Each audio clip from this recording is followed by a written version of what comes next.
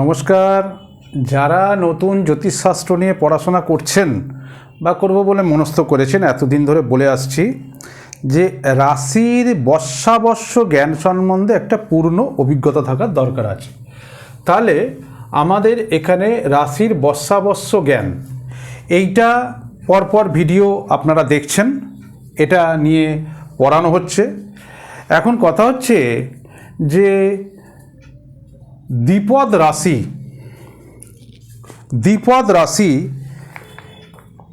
সরীসৃপ রাশি ছাড়া দ্বিপদ রাশি ও চতুষ্পদ রাশি সিংহ রাশির বর্ষ। এইটা এই 3 নম্বর বই, যেখানে লেখা আছে 3 নম্বর বইয়ে 60 নম্বর পাতা, 3 নম্বর বইয়ে 60 নম্বর পেজে পরিষ্কারভাবে ডিটেলস লেখা আছে পরিষ্কারভাবে। এইবার দেখুন, এই 3 নম্বর বইটা দেবসূর্য পাবলিকেশন থেকে প্রকাশিত, আপনারা কালেক্ট করে নেবেন। লেখকের 3 নম্বর বই, ডেসক্রিপশন বক্সে ফোন নাম্বার, লোকেশান সব দেয়া থাকছে। আপনারা এখানে এসে সশরীরেও নিতে পারেন, অথবা যে কোনো দোকানে অর্ডার করলেও আপনাদের দিতে পারেন, নাহলে অনলাইন থেকেও নিতে পারেন, যেটা আপনাদের সুবিধা হবে। এবার দেখুন, এখান থেকে এসে নিলে সুবিধা একটাই কি 25% ডিসকাউন্ট পাবেন। এবার দেখুন, যেটা এখানে আলোচ্য বিষয় সেটা হচ্ছে, তাহলে এই বৃশ্চিক রাশি জল রাশি দ্বিপদ রাশির ভক্ষ ছিল বা একে অপরের কথা শুনতো। এই যে জল রাশি এখানে বলেছিলাম, মিন মানে দুটো মাছ আমরা, দ্বিপদ রাশি মানে মানুষ খায়, কাঁকড়া মানুষ খায়। এবার দ্বিপদ রাশিগুলো হচ্ছে এই যেগুলো, এই যে রাইট দেওয়া আছে, এগুলো আগের ভিডিওতে দেখেছেন। চতুষ্পদগুলো তার মধ্যে সিংহ রাশি ব্যতীত, এটা বলেছিলাম। তাহলে সিংহ রাশি এমন একটা রাশি যার ডমিনেটিং পাওয়ার অনেক বেশি।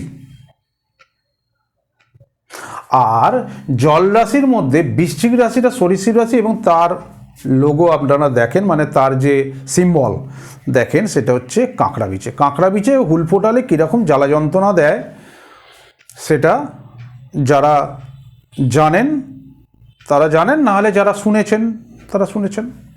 ওকে, তাহলে কাঁকড়া পিছে হুল ফেটালে যে প্রচণ্ড পরিমাণে জ্বালা যন্ত্রণা দেয় বা খুব কষ্টদায়ক, মৃত্যু অথবা মৃত্যুতুল্য কষ্ট দেয়, তাহলে এই জল রাশিটা, চতুষ্পদ রাশিটা, এরা কিন্তু একে অপরের বশ্যতা স্বীকার করে না।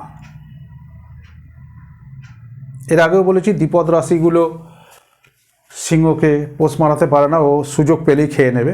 সার্কাসেরটা আলাদা ব্যাপার, সেটাও বলেছি। তাহলে এখন যদি আমরা একে অপরের কথা শোনে না বলছি, যেহেতু এ হুল ফুটিয়ে দেয়, একে বশ্যতা স্বীকার করানো যায় না, সিংহ রাশিও একে বশ্যতা স্বীকার করতে, মানে কন্ট্রোল করতে পারে না। কারণ হুল ফুটিয়ে দিলেই, সিংহকেও যদি হুল ফুটিয়ে দেয়, এত এর তীব্রতা, সিংহ বাবাগো মাগো করে ছুটে পালিয়ে যাবে। এটা একটা গল্পের ছলে বলছি আর কি। তাহলে দেখুন, তাহলে সিংহ রাশির যদি স্বামী হয় আর বৃশ্চিক রাশির যদি স্ত্রী হয়, তাহলে একে অপরের কথা শুনবে না। কেননা এ বলে আমায় দেখ, ও বলে আমায় দেখ, তাহলে মিলমিশ সেইভাবে হচ্ছে না। এবার যদি উল্টেও দেন, এটা যদি স্বামী করে দেন,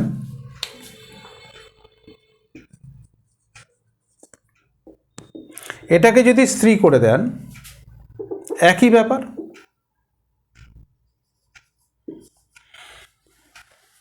এ বলে আমায় দেখ, ও বলে আমায় দেখ। কেন সিংহ রাশি বৃশ্চিককে কন্ট্রোল করতে পারে না। তার মানে কি, কথার প্রাধান্যতা দেয় না। সংসারে যেগুলো হয়, সংসারে কি তা বলে এরকম হুল ফোটাফুটি বা খেয়ে নেওয়া হালুম করে, সেরকম ব্যাপার তো নয়। এটা জাস্ট জিনিসটা সাধারণ আমাদের জীবনে যেগুলো আছে সেইগুলো নিয়েই তো, এইগুলো অন্যভাবে চিন্তাভাবনা করবেন না। এবার দেখুন এইটা মেয়ে অথবা ছেলে, সন্তান লিখি কমনভাবে, সন্তান। এটা বাবা অথবা মা, বাবা মা দুজনেই, যে গার্জেন আর কি, বাবা মা দুজনেই। তাহলে এটা যদি বাবা মা হয়, এটা যদি সন্তান হয়, তাহলে তো মিলমিশ হচ্ছে না, কথার প্রাধান্যতা দিচ্ছে না। বাবা মা যা বলছে সেটাকে, আবার ছেলে যেটা বলছে বা মেয়ে যেটা বলছে সেটাও হয়তো এরা প্রাধান্য দিচ্ছে না। অনেক ক্ষেত্রে হয় এগুলো, তবে সেটা কম। বাবা মায়েরা সবসময় চায় ছেলে মেয়েদের সুশিক্ষা দিতে, ছেলেমেয়েরাও সুশিক্ষা নিতে চায়, কিন্তু অনেক সময় কি হয়, বয়সের সঙ্গে সঙ্গে, মানে কম বয়সে অতটা ম্যাচুরিটি থাকে না, তো অনেকটা ভুলভ্রান্তি হয়ে যায়। সেটা ঠিক আছে, এটা বয়সের ধর্ম, ঠিক আছে। তাহলে এখানে মোদ্দা কথা কি দাঁড়ালো, এই দুটো রাশি একে অপরের বশ্যতা স্বীকার করে না। বাড়িতে এরকম যদি থাকে দুজন, দেখবেন তাদের দুজনের সঙ্গে সেইভাবে মিল হচ্ছে না। আরও গ্রহের নানা রকম ব্যাপার আছে, সেটা পরে যখন প্রেডিকশন করাবো সেটা বোঝাবো। তখন দেখা যাবে যে কোনো কিছুর কারণে হয়তো 10% কমে গেল, একবারে কিন্তু মুক্তি নেই। তাহলে এইখানে সিংহ রাশি চতুষ্পদ রাশি, আর এটা হচ্ছে জল রাশি। দ্বিপদ রাশির বশ্যতা স্বীকার করছে না, অথচ কিন্তু একেও পোষে, এতেও সার্কাসে খেলা দেখায়, সবই করে, কিন্তু এরা দুজন দুজনকে, এ কিন্তু একে বস বানাতে পারছে না, এও এর কথা। ওকে, নমস্কার, সপরিবারে ভালো থাকবেন।